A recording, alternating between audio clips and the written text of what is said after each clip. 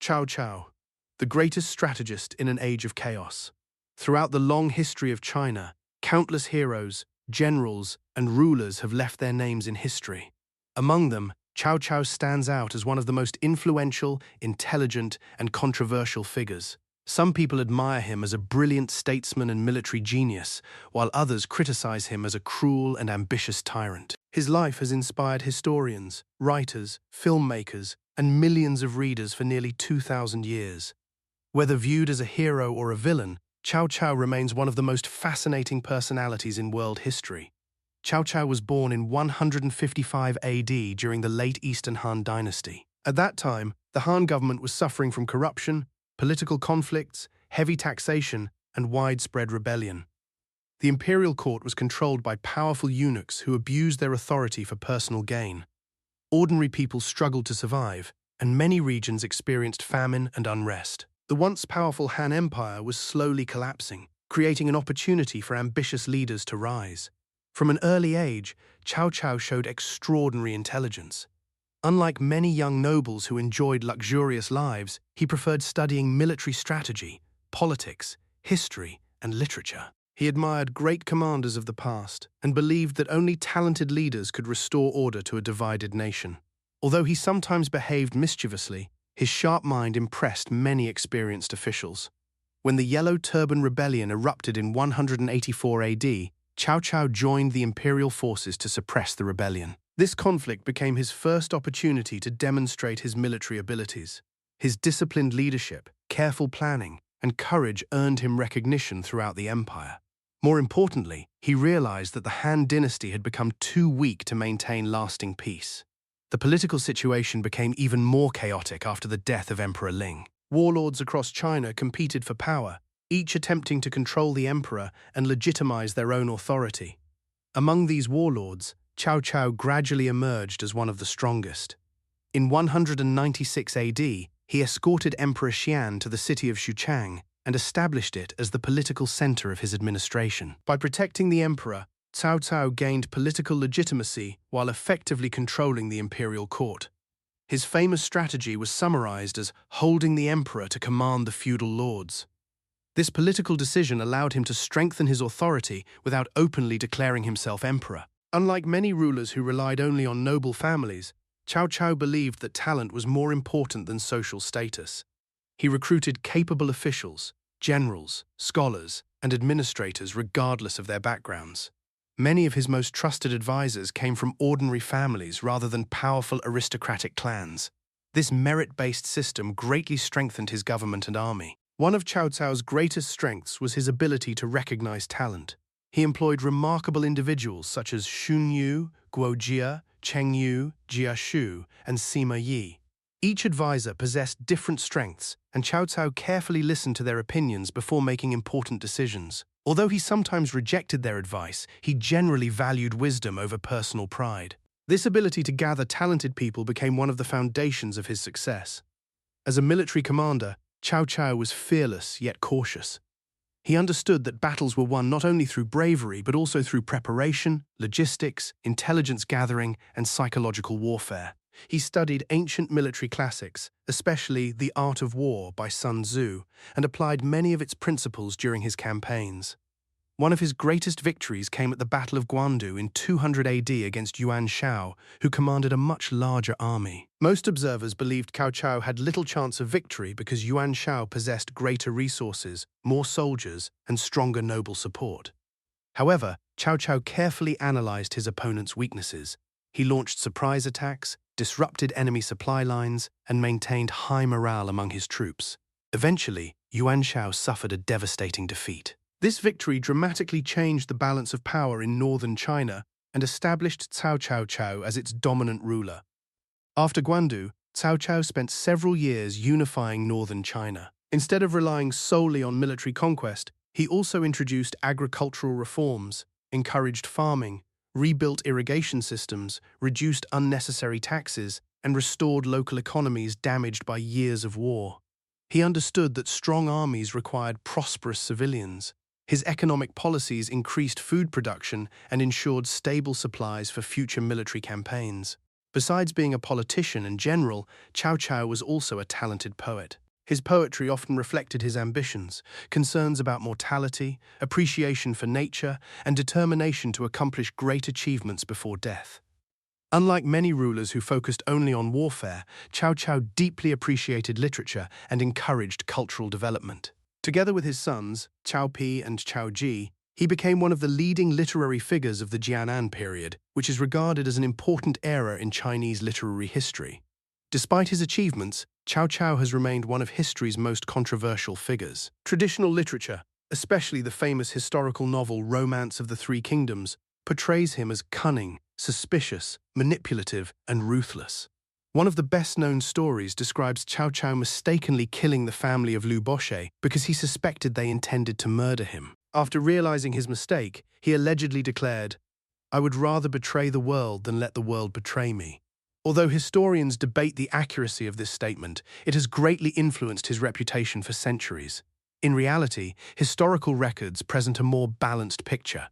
Cao Cao undoubtedly made harsh decisions during wartime. Like many rulers of his era, he sometimes used severe punishments, military force, and political deception to achieve his goals. However, many historians argue that these actions should be understood within the violent context of the late Han Dynasty rather than judged solely by modern standards. He was neither completely virtuous nor entirely evil, but rather a complex leader forced to make difficult choices during one of China's most turbulent periods. Part 2. Cao Cao's greatest campaigns, leadership, and personality. After securing control over northern China, Cao Cao turned his attention toward the south. His greatest ambition was to reunify the entire empire under one government and end decades of warfare. However, this goal would lead him to one of the most famous battles in Chinese history, the Battle of Red Cliffs. In 208 AD, Cao Cao commanded an enormous army and marched south. According to historical records and later literary works, his forces greatly outnumbered those of the Southern Alliance led by Sun Quan and Liu Bei. Many believed that Cao Cao's victory was inevitable. His army had already conquered much of northern China, and countless local officials surrendered without resistance. Despite his overwhelming strength, Cao Cao faced several disadvantages. Many of his soldiers were from northern China and had little experience fighting on rivers or sailing warships. They also struggled with the unfamiliar climate and diseases common in the south. In contrast, Sun Quan's navy possessed years of experience in river warfare. One of the alliance's greatest strategists, Zhou Yu, recognized these weaknesses. Working together with advisors such as Zhuge Liang, the southern commanders developed a bold plan. They launched a surprise fire attack against Cao Cao's fleet while favorable winds carried the flames through his tightly connected warships. The result was catastrophic. Much of Cao Cao's navy was destroyed, and his army was forced to retreat. Although the Battle of Red Cliffs ended in defeat, it did not destroy Cao Cao's power. Many leaders would have collapsed after such a devastating loss, but Cao Cao demonstrated remarkable resilience. Instead of wasting resources on immediate revenge, he returned north, strengthened his government, restored his military, and continued improving agriculture and administration. His ability to recover from failure became one of his greatest leadership qualities. Another important campaign was the struggle for Hanzhong. This strategically valuable region served as the gateway between northern and southwestern China. Cao Cao understood its military importance and fought fiercely to maintain control. Although he eventually lost Hanzhong to Liu Bei, the campaign demonstrated his determination and strategic thinking. Even in defeat, he organized disciplined withdrawals that prevented complete disaster. Cao Cao possessed an extraordinary ability to adapt his strategies according to changing circumstances. He never relied on a single method of warfare. Sometimes he attacked aggressively. Other times he patiently waited for favorable opportunities. He valued intelligence gathering, careful planning, and flexibility more than reckless courage. His leadership style combined strict discipline with practical management. Soldiers who performed well received generous rewards, while those who violated military regulations faced severe punishment regardless of rank. This consistency created an army that respected authority and maintained high levels of discipline. Another remarkable aspect of Cao Cao's leadership was his emphasis on merit rather than birth. During an era dominated by powerful aristocratic families, he promoted talented individuals from humble backgrounds. He believed that intelligence, loyalty, and ability mattered far more than noble ancestry. This philosophy allowed him to build one of the most capable governments of his time. Cao Cao also understood the importance of logistics. He often stated that food supplies were as important as weapons. Without stable agriculture, no army could survive long campaigns. Therefore, he encouraged farming through the Tuntian system, in which soldiers cultivated land during peacetime while remaining ready for military service. This policy greatly increased food production and reduced the financial burden on the government. Despite his impressive achievements, Cao Cao's personality remains deeply controversial. He was highly intelligent, but also extremely cautious. He trusted talented advisors, yet he constantly evaluated their loyalty. His suspicious nature sometimes protected him from conspiracies, but it also caused tragic mistakes. Many stories describe Cao Cao as a man who preferred to act before danger became certain. Whether these stories are entirely accurate or partially fictional, they illustrate a leader who believed survival often depended upon decisive action. Living during one of China's bloodiest periods, Cao Cao viewed hesitation as a greater risk than making difficult decisions. However, reducing Cao Cao to a suspicious ruler would ignore his many admirable qualities. He possessed remarkable self-confidence without becoming completely blind to criticism. He accepted advice from capable ministers and occasionally admitted his own mistakes. He also demonstrated emotional depth in his poetry, revealing concerns about time, mortality, and the burden of leadership. Unlike rulers who sought luxury, Cao Cao generally lived a relatively modest life considering his immense power. He encouraged frugality among government officials and opposed unnecessary extravagance. He believed that public resources should be devoted to strengthening the nation rather than satisfying personal desires. As a writer, Cao Cao made lasting contributions to Chinese literature. His poems often expressed grand ambitions alongside reflections on human mortality. In one famous poem, he compared human life to the morning dew, emphasizing how brief existence truly is. This awareness of life's shortness motivated him to pursue great accomplishments before death. His literary achievements inspired later generations of scholars. Together with his sons Cao Pi and Cao Ji, he helped establish the Jianan literary style, characterized by emotional sincerity, heroic spirit, and realistic descriptions of life during times of war. Perhaps the greatest lesson from Cao Cao's personality is that exceptional leaders are rarely simple. He embodied courage and caution, generosity and severity, vision and ambition. These apparent contradictions made him both effective and controversial, ensuring that historians continue debating his character nearly 2,000 years after his death. Part 3. Cao Cao's legacy and lessons for the modern world. Cao Cao passed away in 220 AD before achieving his dream of reunifying China. Shortly after his death, his son Cao Pi forced Emperor Xian to abdicate and established the Kingdom of Wei, marking the beginning of the famous Three Kingdoms period. Although Cao Cao never became emperor during his lifetime, his achievements laid the political, military, and economic foundations for the new dynasty. Throughout history, opinions about Cao Cao have changed significantly. Traditional Confucian scholars often criticized him because he controlled the Han Emperor and pursued political power.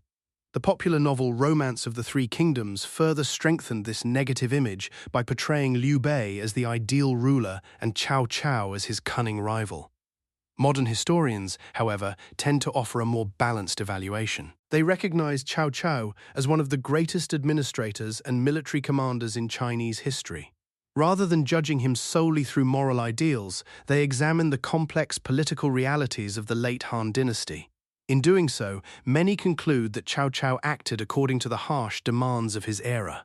His legacy extends far beyond military victories. Cao Cao demonstrated that effective leadership requires vision, organization, and the ability to identify talented people. He understood that armies alone could not build lasting stability. Economic development, efficient administration, and education were equally important. One of the most valuable lessons from Cao Cao's life is the importance of talent management. He consistently searched for capable individuals regardless of their social background. Modern organizations can learn from this principle by rewarding competence rather than favoritism. Successful leaders build strong teams instead of relying solely on their personal abilities. Another lesson is adaptability. Throughout his career, Cao Cao constantly adjusted his strategies according to changing circumstances. He understood that rigid thinking often leads to failure. In today's rapidly changing world, businesses, governments, and individuals also need flexibility to overcome new challenges. Cao Cao also teaches the value of preparation. His victories were rarely based on luck. He carefully studied his opponents, collected intelligence, prepared logistics, and developed detailed plans before taking action. Whether in business, education, or personal life, careful preparation remains one of the strongest foundations for success. Equally important is his resilience.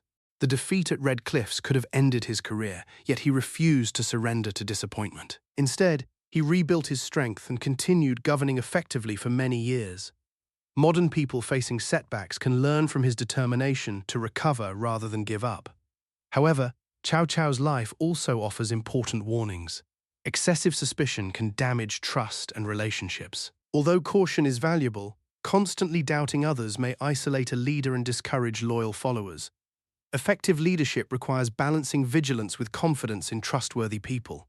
His ambition likewise presents a double-edged lesson. Great ambition drives innovation and achievement, but uncontrolled ambition may lead to endless conflict. Leaders must balance personal goals with ethical responsibility and the well-being of society. Cao Cao's influence continues in modern culture. He appears in countless novels, television dramas, films, video games, documentaries, and historical studies. His image varies widely, from ruthless villain to visionary statesman. But every portrayal acknowledges his extraordinary intelligence and historical importance. Many famous quotations attributed to Cao Cao continue inspiring readers today. They emphasize courage, determination, adaptability, and decisive leadership. Even those who disagree with his methods often admire his confidence and strategic thinking. Ultimately, Cao Cao cannot be understood through simple labels such as hero or villain. He was both admired and feared, respected and criticized.